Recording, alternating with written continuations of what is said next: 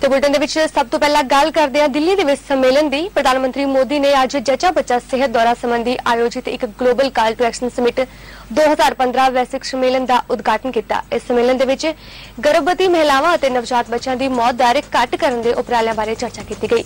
इस सम्मेलन च केंद्रीय सेहत अते परिवार कल्याण मंत्री JP नड्डा समेत 24 देशों के मंत्रियों का प्रतिनिधिमंडल भाग ले रहा है।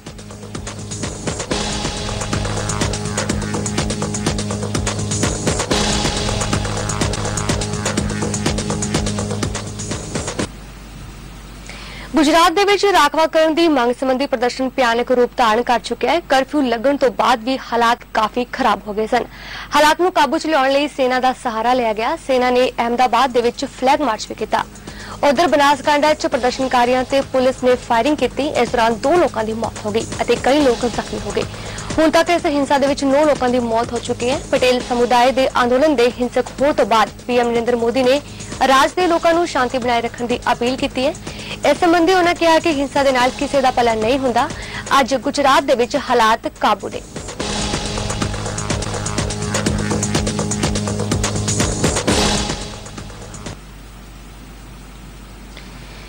केजरीवाल लोक सेवावां दा अधिकार अधिनियम 2011 के 4 साल पूरा होने ते पटना दे विच आयोजित एक सेमिनार च पहुंचे, जिथे सेमिनार की प्रधानगी मुख्यमंत्री नीतीश कुमार ने की। प्रोग्राम की शुरुआत च लोक सेवावां ते आधारित एक फिल्म भी विखाई गई। पटना एयरपोर्ट ते केजरीवाल दे स्वागत लई आम आदमी दे वर्कर पहुंचे, जबकि अन्ना हजारे दे समर्थकों ने केजरीवाल नूं काले झंडे दिखाए। इस दौरान अन्ना अते केजरीवाल समर्थक आपस च भिड़ गए। मुख्यमंत्री बनने तो बाद केजरीवाल का यह पहला दौरा है।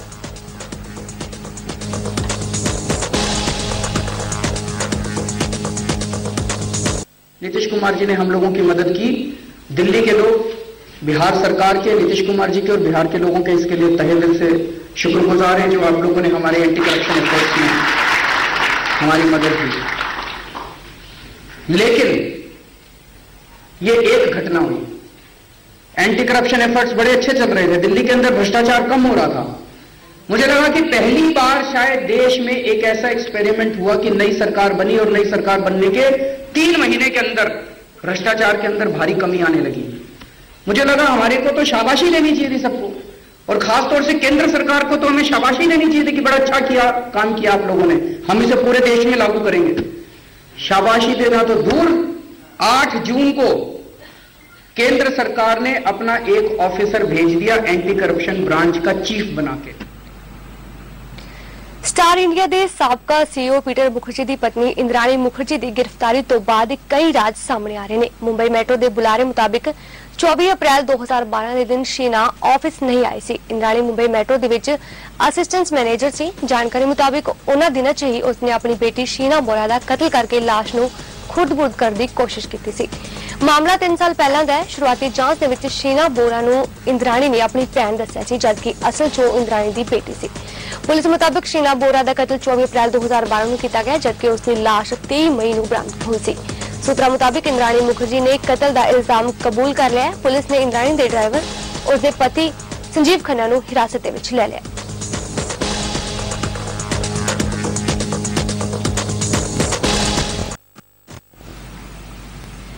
अमरीका की वर्जीनिया च एक लाइव शो दौरान 2 पत्रकारों की गोली मार के हत्या कर दी गई। घटना बुधवार सवेरे दी है। दोनों पत्रकार WDBC7 TV दे चैनल ले एक इंटरव्यू ले रहे सन। पत्रकार एलिसन अते एडम वार्ड की रिपोर्टिंग दौरान हत्या करने वाले व्यक्ति ने भी खुदकुशी कर ली है। खुदकुशी करने वाले व्यक्ति ने फेसबुक ते इन्हां दे कतलों का कारण भी दस्सिया सी, जिस दे विच उसने खुलासा किया कि नस्ली भेदभाव कारण इस घटना नूं अंजाम दिता गया है।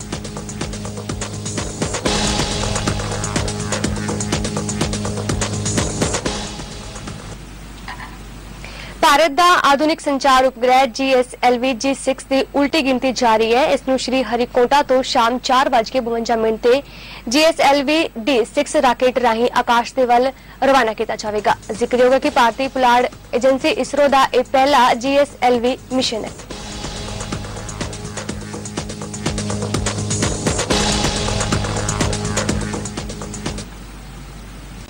हिंद पाक सरहद नाल लगदे जिले जामन दे गुरुद्वारा रोड़ी साहब च भूता प्रेतां दा आवास होने का दावा किया गया। यह दावा पाकिस्तान के न्यूज़ चैनल एक्सप्रैस न्यूज़ वालों तैयार की गई एक वीडियो च किया गया है।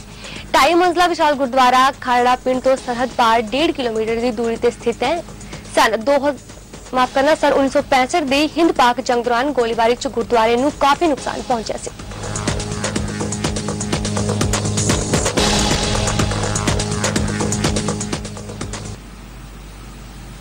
यमुनानगर दी 6 वड्डियां गन्ना सोसाइटियां मनहाली का शिकार ने। हुण नौबत यह आ गई है कि इन्हां सोसाइटियां नूं आर्थिक मनहाली के कारण बंद करना पै रहा है। पिछले कई महीनों तो इन्हां सोसाइटियां च काम कर रहे कर्मचारियों नूं तनख्वाह तक नहीं दी गई। मुलाजमां मुताबिक उन्हां दे परिवारां दी रोजी रोटी का साधन केवल एक गन्ना सोसाइटियां ने, पर तनख्वाह न मिलण कारण हुण नौकरी तो अस्तीफा देने लई मजबूर ने। पिछले 15 साल तो सरकार ने सोसाइटियां दे कमीशन दे विच एक पैसे का भी इजाफा नहीं किया, जिस कारण ये सोसाइटियां आर्थिक तौर पर कंगाल हो गई ने।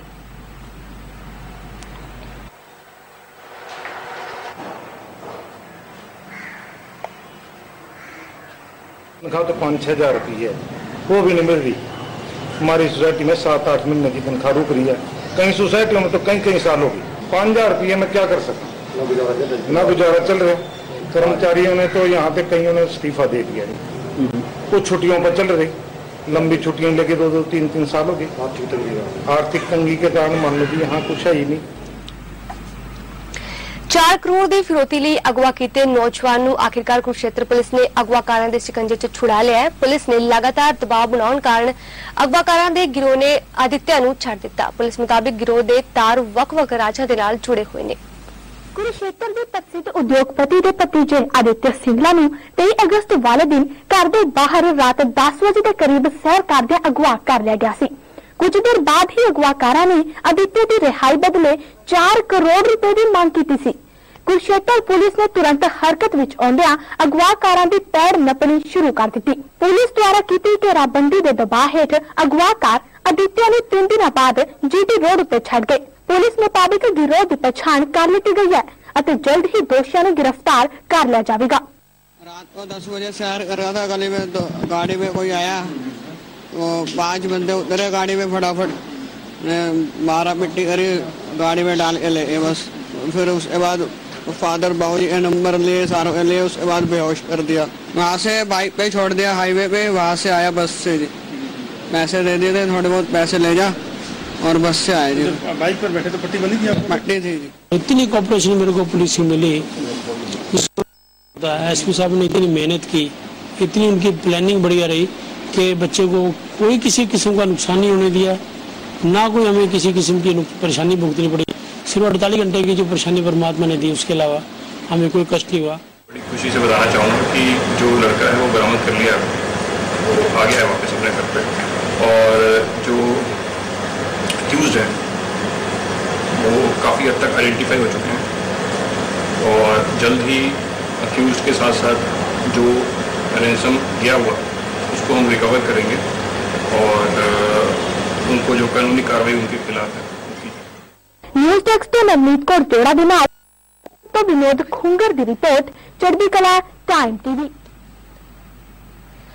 पंजाब के उप मुख्यमंत्री सुखबीर सिंह बादल ने नैरोलेक और इंडियन ऑयल नूं सूबे दे विच कारखाने लाउण लई अलाटमेंट पत्र सौंपे। राज विच पूंजी निवेशकारां दी आमद शांतमई माहौल लई गवा SAS नगर च बनेगा वर्ल्ड ट्रेड सेंटर। पंजाब सूबे दे अर्थचारे नूं तरक्की दीआं होर बुलंदियां वल लिजाउण लई हुण तक होए 15,000 करोड़ रुपए के निवेश उपरांत सरकार वालों 365 करोड़ रुपए का निवेश सूबे दे विच लियाउण दे यत्नां नूं सफलता मिली है, जिस दे मद्देनजर सुखबीर सिंह बादल ने चंडीगढ़ च कंसाई नैरोलेक पेंट्स और इंडियन ऑयल कारपोरेशन नूं सूबे दे विच अपने प्लांट स्थापित करने लई पहलां तो मंजूरशुदा जमीन दे अलाटमेंट पत्र प्रदान कीते।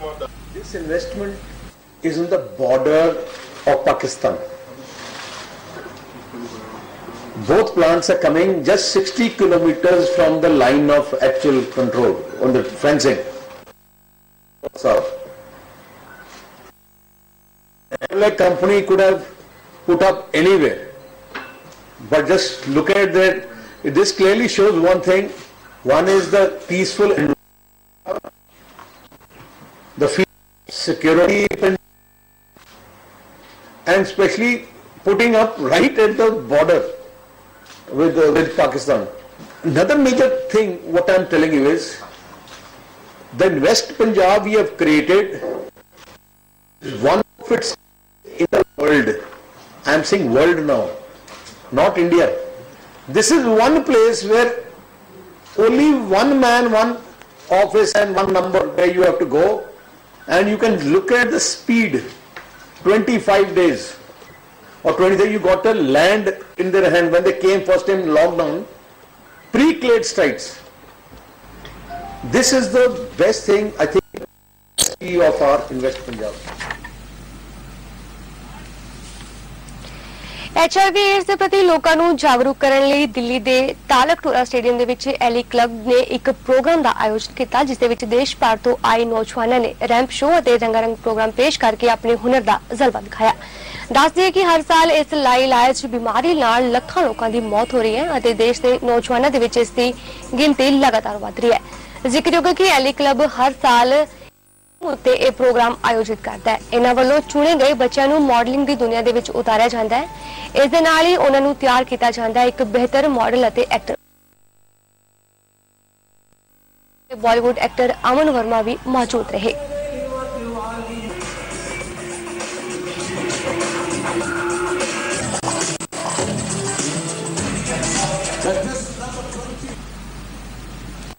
गीता कॉलोनी च गुरुद्वारे दी बिल्डिंग डिग्गण नाल होए हादसे च 2 पावन स्वरूप मलबे हेठां दबे गए, एक बच्ची दी मौत हो गई है।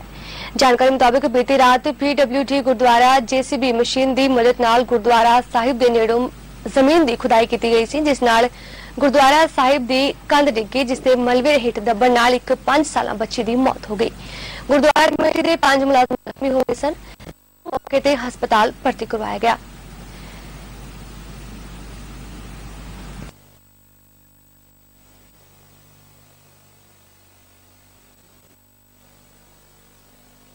गीता कॉलोनी में ये जो आज आप देख रहे हैं कि 1960 से जो गुरु स्थान था, उसके साथ जो PWD डिपार्टमेंट कंस्ट्रक्शन कर रहा था, जो बाउंड्री वॉल है दूसरी बिल्डिंग्स की, उनको तो पिलर दे के सपोर्ट दिया है और तब वहां से खुदाई करी है और जो पेड़ रास्ते में आए। लेकिन साहब की बिल्डिंग है, उसके अंदर हमारे ग्रंथी साहब, उनका परिवार सो रहा था, उसके नीचे से 6-6 फुट मिट्टी खोद दी गई है। मैं समझता हूं कि ये कहीं ना कहीं नेक्सस है और उसमें एक बच्ची अपनी जान से हाथ गवा बैठी है, 5 लोग उसमें इंजर्ड है। ये बच्ची की तस्वीर है जिस बच्ची की जान गई है और हम इसका सख्त नोटिस ले रहे हैं। यहाँ पे किसी किस्म की कोई कंस्ट्रक्शन नहीं होने दी जाएगी जब तक ये फैसला गुरुद्वारे की इमारत, बच्ची का कंपनसेशन और गुरुद्वारे की जमीन, इसके ऊपर किसी को उंगली नहीं रखने दी जाएगी और हम इस पर सख्त एक्शन ले रहे हैं। दिल्ली गुरुद्वारा कमेटी, श्रोमणी अकाली दल यहाँ पे खड़ा है। सरकार ਨੂੰ ਸਾਡੀ ਮੰਗ ਇਹ ਹੈਗੀ ਹੈ ਕਿ ਸਰਕਾਰ ਜਿਹੜੀ ਹੈ ਇਹ ਬੱਚੀ ਦਾ ਪਰਿਵਾਰ ਦੀ ਜ਼ਖਮੀਆਂ ਦੀ ਕੰਪਨਸੇਸ਼ਨ ਦੇਵੇ, ਗੁਰਦੁਆਰੇ ਦੀ ਇਮਾਰਤ ਕਰਨੀ ਕਰੇ, ਨਹੀਂ ਤੇ ਜਿਹੜੀ ਉਹ ਕਰਦੇ ਪਏ ਨੇ ਇਹ ਵੀ ਅੱਜ ਤੋਂ ਬਾਅਦ ਇੱਥੇ ਕਿਟ ਨਹੀਂ ਲੱਗੇ। ਸਰ, ਦਿੱਲੀ ਸਰਕਾਰ ਪੀੜਤ ਪਰਿਵਾਰ ਨਾਲ पूरी तरह हमदर्दी रखती है, उन्होंने नाल खड़ी है।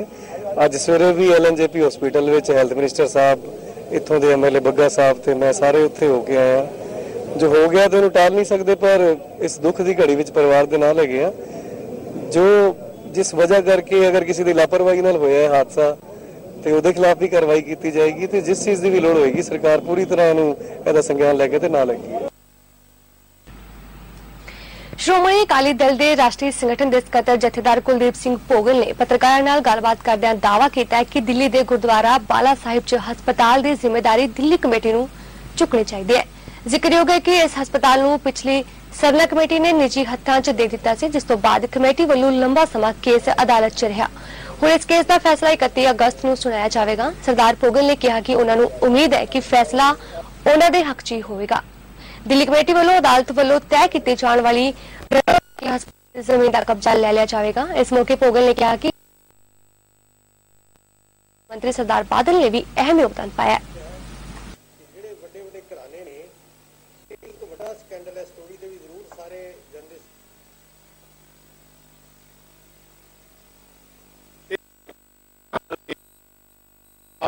सिंह जी के मैं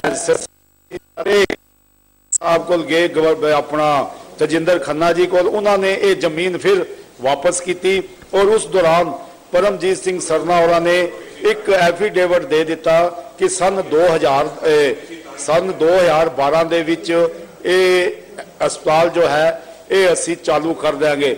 मगर अफसोस की गल वो अस्पताल चालू नहीं होया। हॉस्पिटल नूं जल्दी तो जल्दी असी होंद विच ले आइए और अपना काम शुरू करिए। सानू बड़ी उम्मीद है कि ये फैसला जिहड़ा 31 अगस्त नूं कोर्ट दे विच है ਉਹਦਾ फैसला साढ़े हक च हो जाएगा और जिहड़ी पेमेंट जमा करानी है वो पेमेंट भी दिल्ली गुरुद्वारा प्रबंधक कमेटी के जिम्मे जिन्नी भी पेमेंट आएगी वो जमा हो जाएगी। मैं उम्मीद रखता हाँ कि ये गुरुद्वारा कमेटी नूं अपने मोढियां ते ही रख के इनू चलाएगी और एक बहुत वधिया हॉस्पिटल दिल्ली दे विच एस्टैबलिश हो जाए। इस बुलेटिन दे विच फिलहाल इन्ना ही। ताज़ा तरीन खबरों के लिए तुसीं बने रहो साडे